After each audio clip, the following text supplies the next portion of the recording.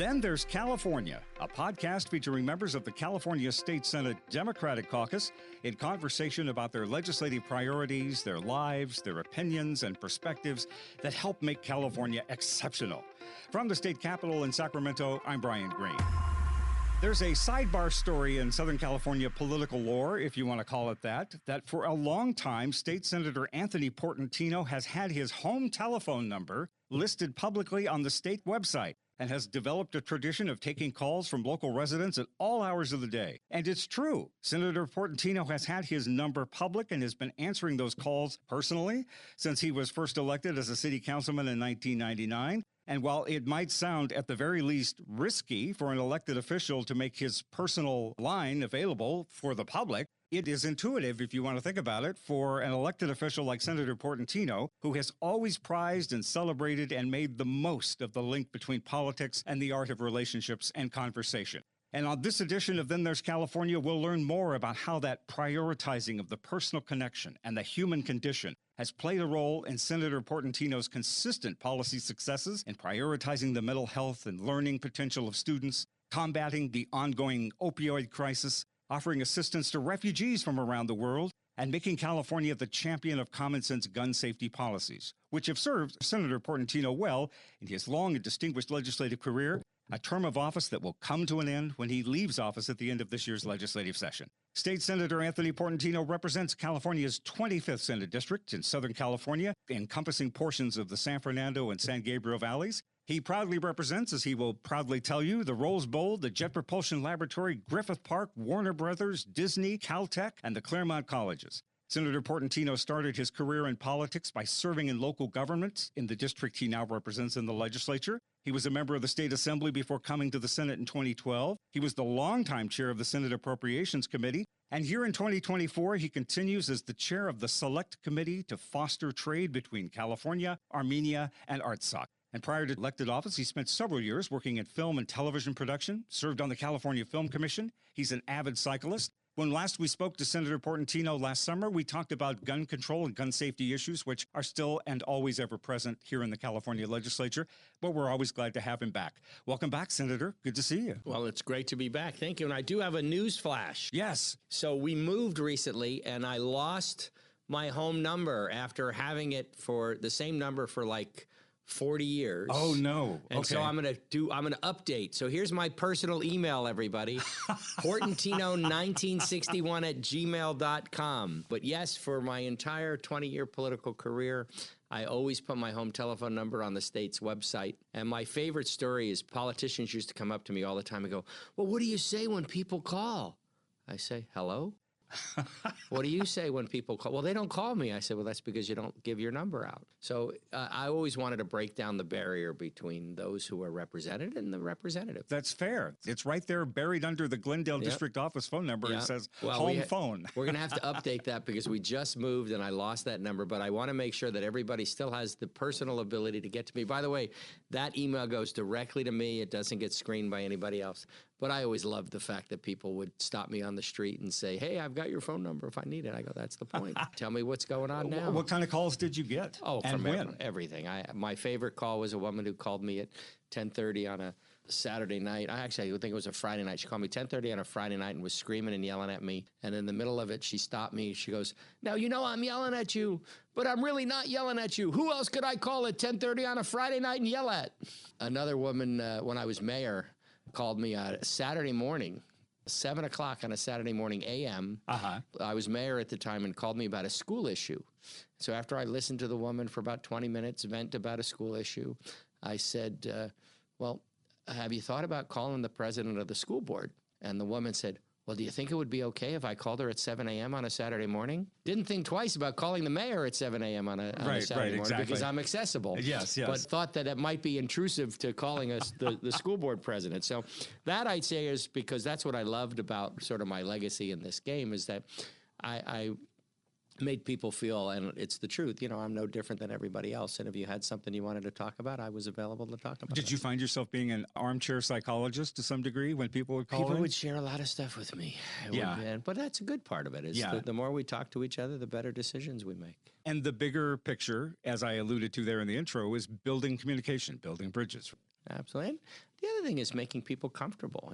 There should not be a distance between government and those we represent. There should not be any, we're no different. We're no better. My mother, when I first got elected, she said, Anthony, the day you think you're important, you're not. My Italian widowed mother shared that information. So those little pieces of advice from Mom kind of kept you humble, so to speak, through the years. If I ever got an attitude, she'd take me down. Well, how's your year been so far? I know you're winding down. Yeah. No, it's still work to do. But as you're plowing through this year with this final set of bills, what's on your mind? Well, we're still working on the things that I deeply care about, which, public education, sensible gun safety legislation. Those are still priorities of mine. And, we've also been trying to tackle the fentanyl opioid crisis this year as well.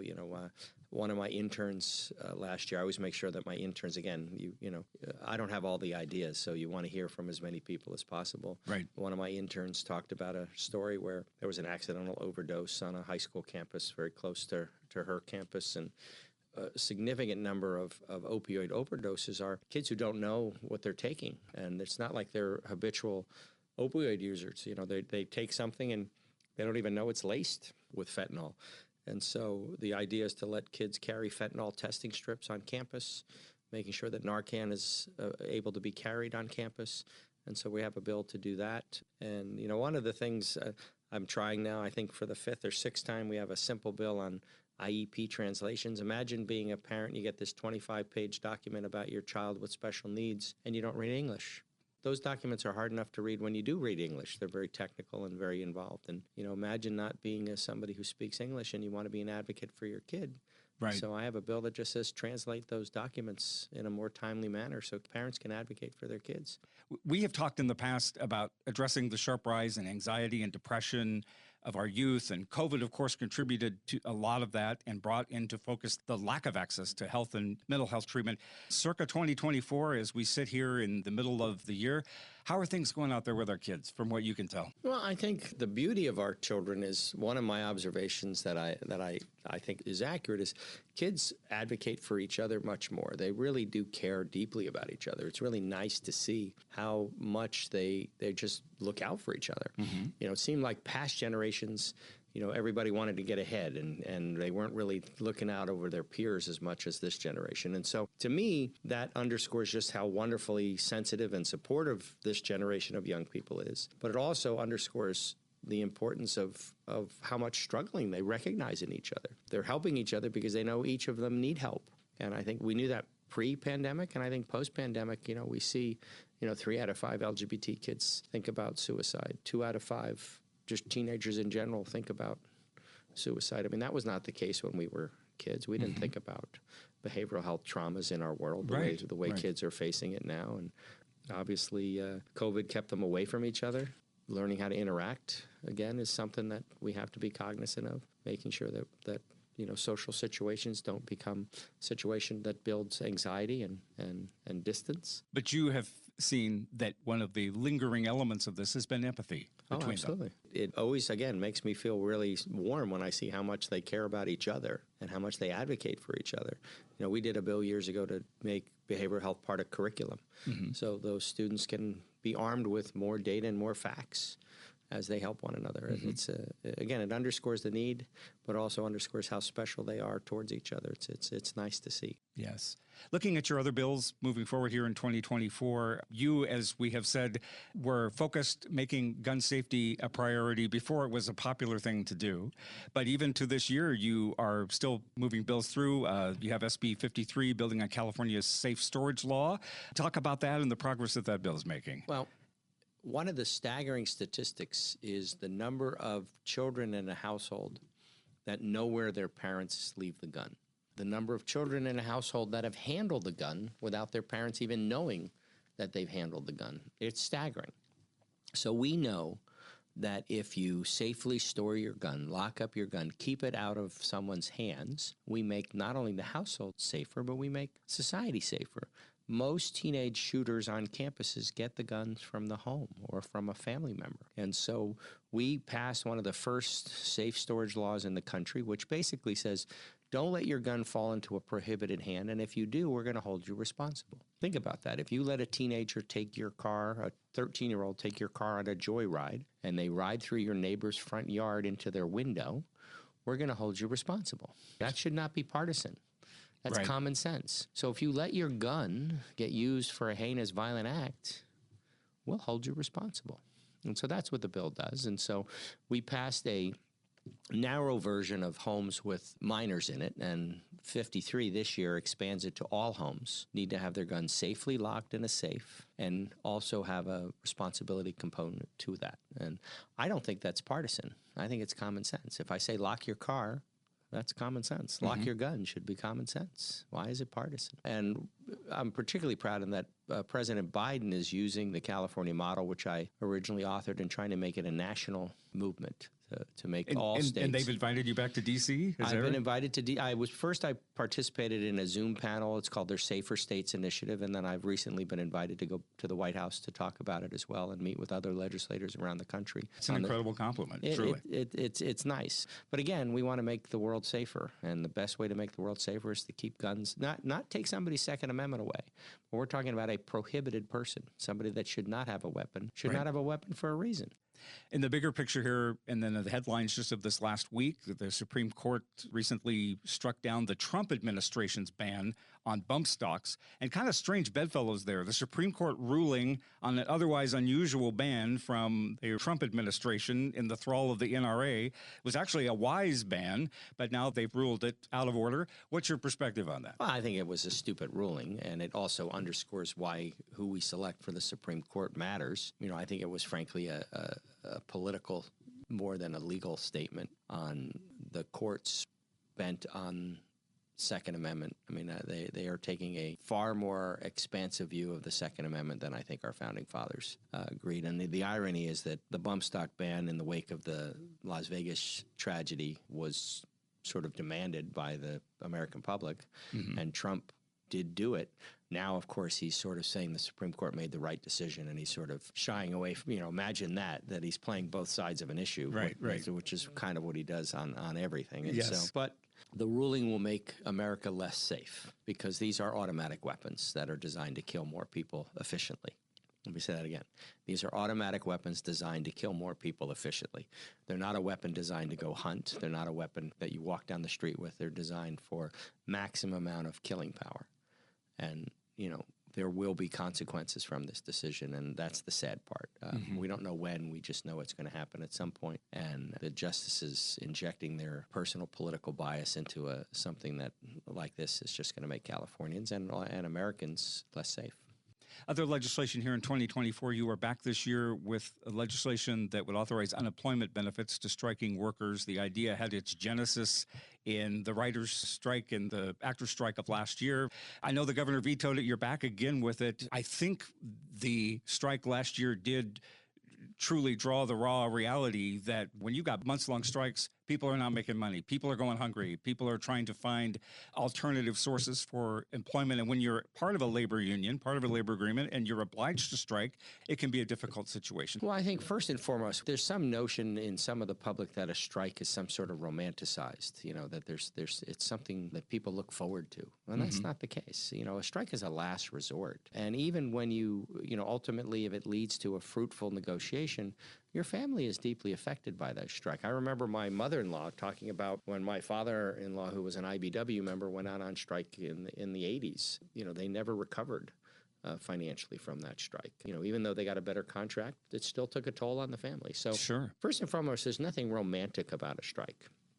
And so we've seen that in both New York and New Jersey by offering unemployment benefits to long-term striking workers. The sky hasn't fallen in, the economy hasn't crumbled, but those long-term striking workers, they get a modicum of subsistence, ability to put food on their table, pay their rents, and that's healthy for the economy. And so the number of strikes that would qualify, you'd have to be on strike for 2 weeks or longer. It's a very small amount of money, but it's something that would give people some sort of confidence, comfort. It's a good thing. And so we've seen, in California in particular, we saw the unrest in the entertainment industry, in the writers' strike, hotel workers. We've seen across the board sort of a rethinking of what the business models are post-COVID.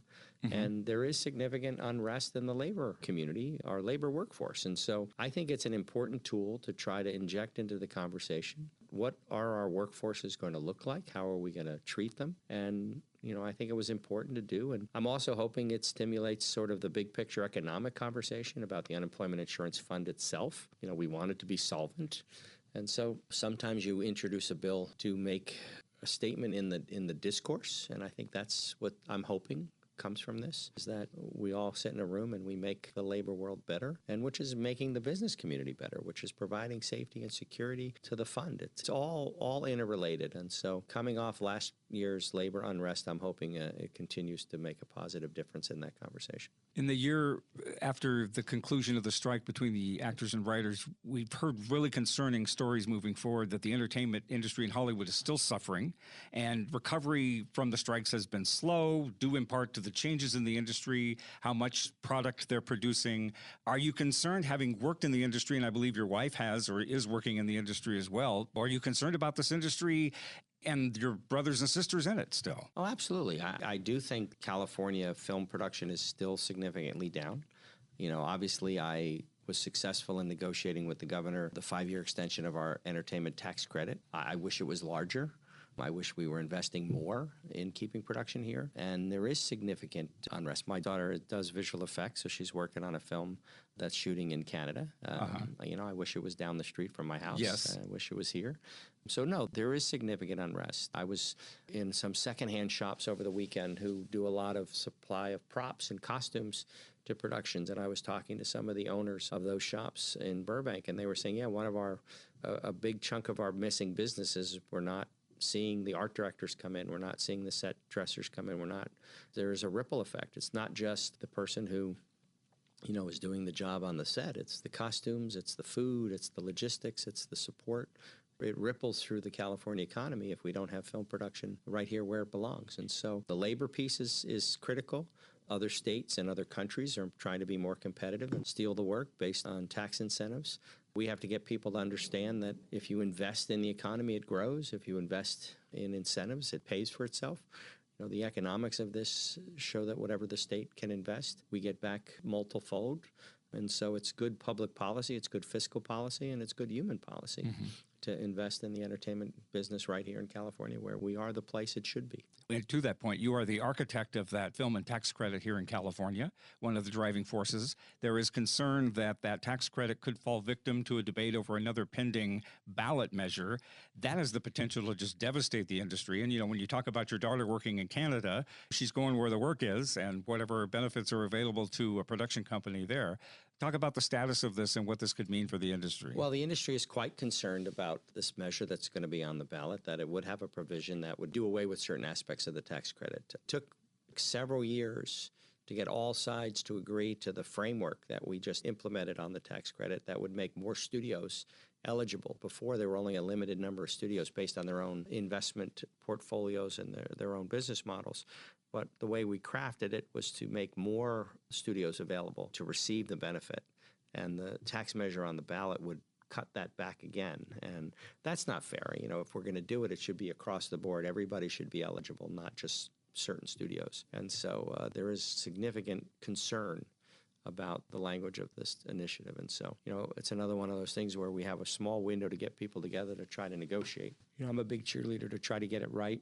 The irony is, given how strong of a basis for our healthy economy the entertainment and the arts are in California, it is a struggle to get policymakers to nurture them. I always say in Iowa, you don't have to convince the politicians that corn is important. Right. Because they understand farming. But there's some bitter irony in that, isn't it? Right. I mean, just to have Sacramento not pay attention to one of the leading economic drivers in the state. Yeah, it's interesting. Everybody wants to go to the big Hollywood fundraisers. They want to go to the premieres. They want to go to Hollywood Boulevard. But when it comes time to actually saying that it's a priority for California, and it's not just film and TV, it's the creative arts across the board. We're struggling now within the budget just to have a $5 million little budget line item to help the California Arts Council do its job. When we did COVID, every single organization got taken care of except small nonprofit community theaters. And so many people, and in particular in ethnic communities around the state, get their entree into the arts from those local nonprofit theaters. And so I've been promoting how important the arts are, capital A arts are, to our state. And you would think we would do better, but it's a struggle to get people to really step up. In addition to thinking regionally, you also think globally. You've done a lot for immigrants, refugees that have come to this country, and your heart is still across the globe, and we'll talk about that in a moment. But you have a piece of legislation this year dealing with higher education relief for low-income refugees. Well, I have to give props to the students at Glendale Community College. I was invited to a fundraiser on campus where students were raising money to help refugees from ARTSOC go to college in California. And I was so taken by the students raising money to help other students.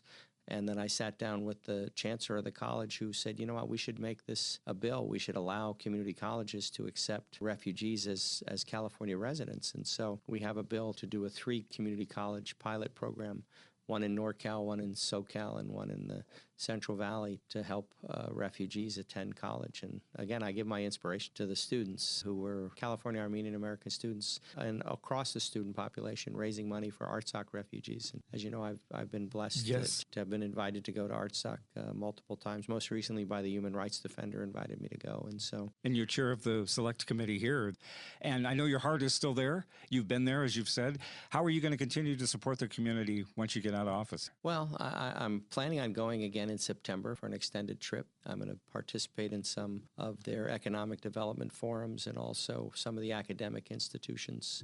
And so I'm going to continue to have an affinity for both the country, the people here, the struggles that many of them have gone through.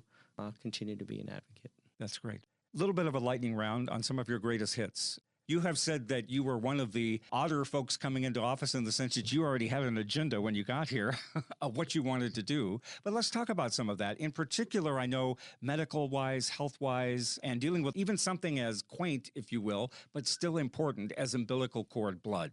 Give us an example of that and that piece of legislation that affected so many families. That was my very, very first bill I introduced on the first day I was sworn in 2006, was to set up California's umbilical cord blood collection program. And it had its genesis with a conversation of a mom in my town whose son was the first UCLA cancer patient to get a cord blood transplant. Back when it was an experimental procedure, they flew the toddler to Johns Hopkins to have a cord blood transplant. And lo and behold, it cured his leukemia.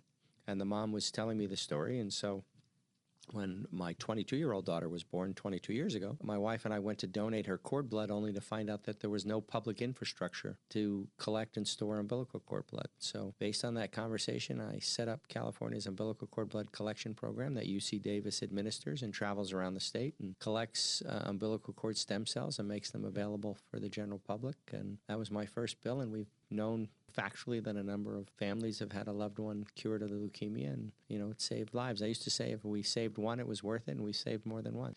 And I tell the story because it shows that you can have a conversation with a mom on a street corner and it turns into public policy. I was cornered in the post office by a number of 40-year-old women who went to get their first mammogram. You know, they were told, get your mammogram at 40, and a couple of them found out that they had cancer. And they came up to me and they said, you know what? We waited till we were 40. That's too late.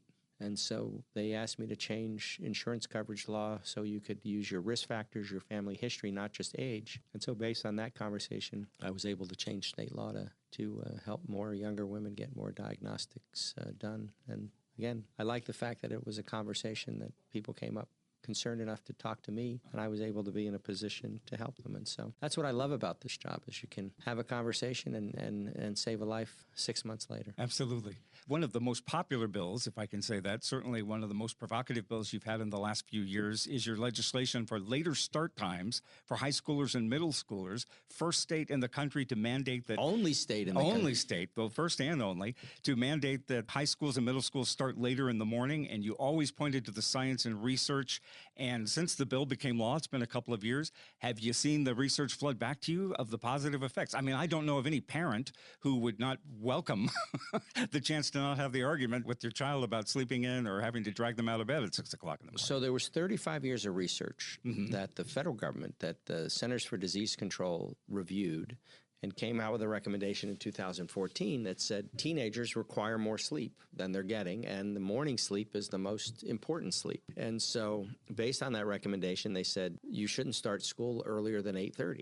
And so that was what my bill said. you shouldn't start school earlier than 8:30. And there were 400 school districts around the country that switched, and we saw the test scores went up, graduation rates went up, and believe it or not, the incidence and frequency of suicidal thoughts went down, drug use went down, car accidents went down. So basically everything we wanted to be positive as a parent went up, and everything we wanted to be negative as a parent went down. But it still took me 3 years. Yes, it did. I remember. I've been through there for all of it. And So, Governor yes. Brown vetoed it, and the entire education establishment, except for the PTA, opposed the bill. And it was a struggle.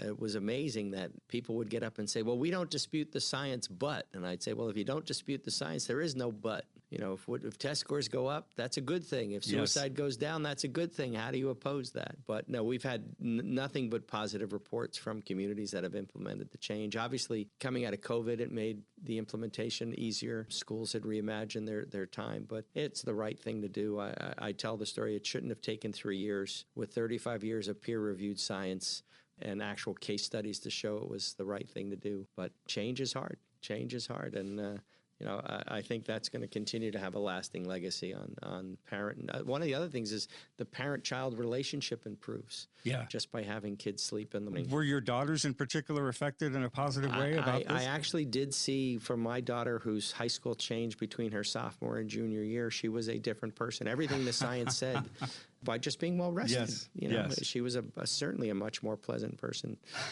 in her junior year, and just, you know, which is what the science said. I know your daughters have been sounding boards in a lot of ways, yes. and connections to legislation and to the outside world, particularly to their peers. How much of a value has that been for you? I consult with them all the time. In particular, my younger daughter, who was a psychology major in college, and my older daughter, who works in the entertainment industry, she was the first one to red flag that when the EDD was recently looking at changing the taxes around loan out agreements. My older daughter brought that to my attention immediately, and I shot off a letter to EDD protesting any change in that. And then my younger daughter on a lot of behavioral health.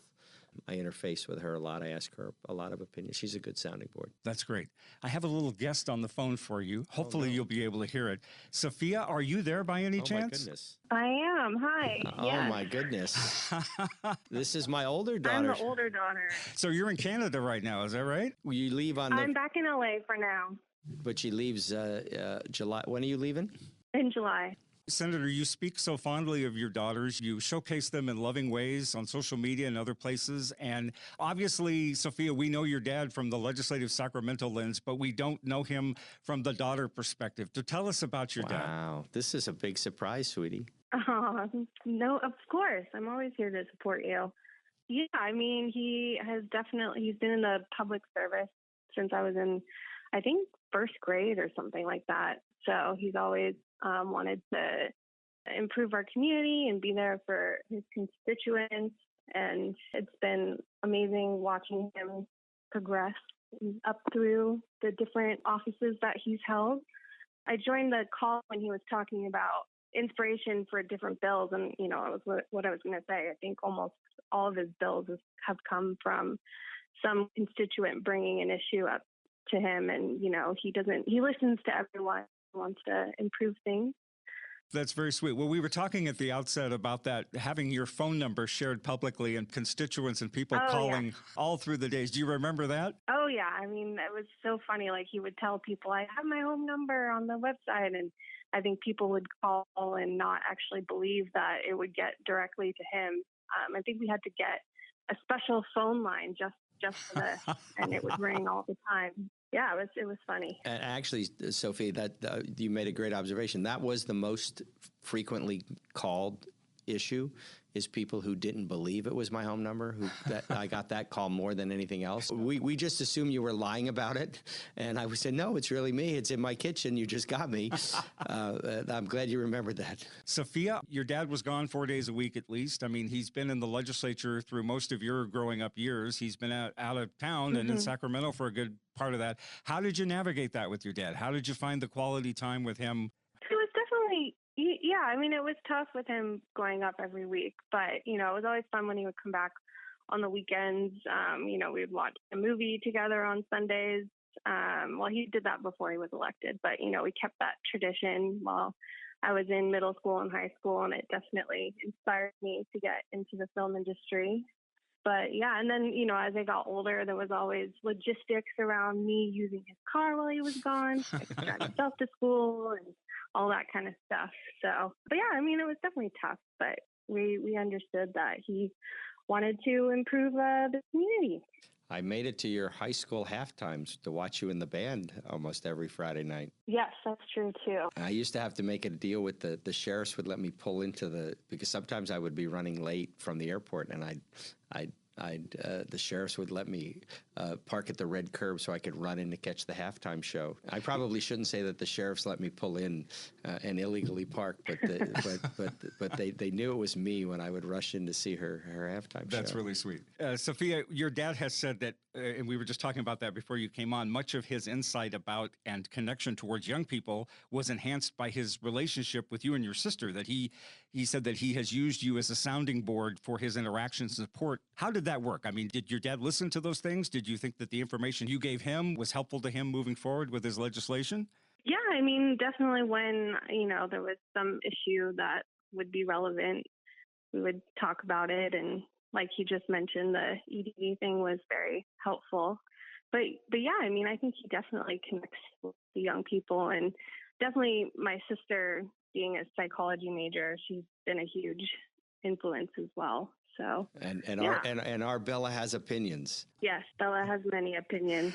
I was going to say you and your sister both interact with me in totally different ways. You each have your own personality. And Bella asked me, we went to the ball game yesterday on Father's Day, and Bella asked me my favorite part of the day, and I said, listening to you and your sister talk. They're 10 years apart. Yes. And so just listening to them talk to each other, that was really my favorite part of the day. Well, Sophia, as we wrap, I'm very grateful for you for coming on for a couple of surprise moments with your dad. Anything you want to say to him as you get ready to, shall we say, by the end of this year, have him home a little more often? Happy to have you back home and see what you're going to do next. That's the big mystery, right? Yep. Thanks, sweetie. I appreciate you. Love you. Sure. Yeah, thanks for having me. Sophia Portantino, who's also in the motion picture and the entertainment industry, ready to head to Canada, but glad we could have a little one-on-one time with Sophia and her dad. So thank you for calling. Good luck to you and your family. Thank you. Thank you. All right. Bye. I can't believe you guys surprised me with that. We wanted to just see if we could do it, and kudos to your staff for reaching out to your wife and daughter, and we got one of them to join us for a couple of minutes. So much of what you do is about families and for families, and I know your family has had to sacrifice a lot, but talk about that dynamic of the role that your family has played for you as a lawmaker, lifting you up, supporting you, and you bringing them along with you. I think, to be honest, I think that's really what drives me. I mean, I'm the son of a single mom. My dad died when I was 11. And so I remember my mother's struggles as a traditional Italian widow / homemaker. And she suddenly had 4 kids without my dad.